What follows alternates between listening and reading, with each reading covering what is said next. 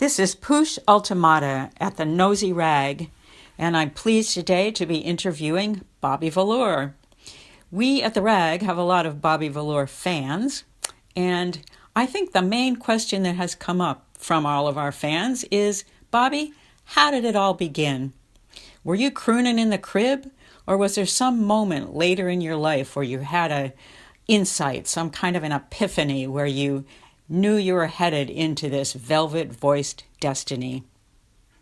First of all, I'd like to thank the fans who are with you at the Rag today. You guys are why I do this. Also, Poosh, I've always enjoyed hanging out with you over the years and on tour.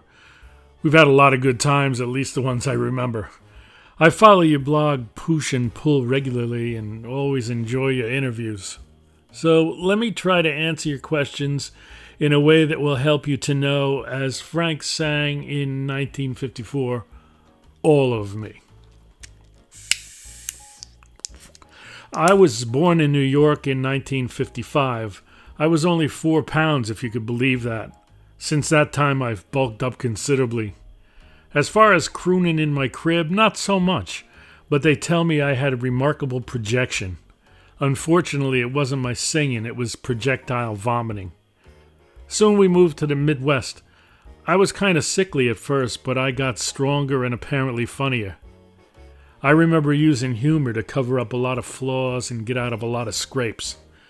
Not really a class clown, just always ready with a one-liner or pun.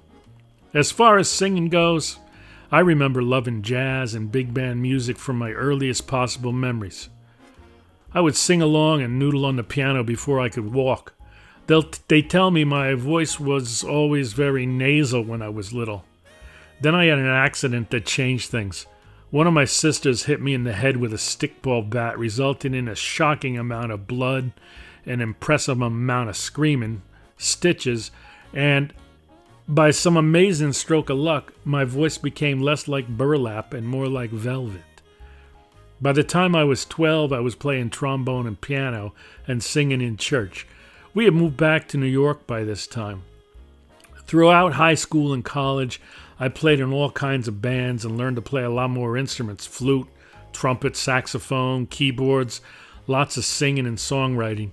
I played in rock bands, jazz bands, orchestras, church groups, and wedding bands.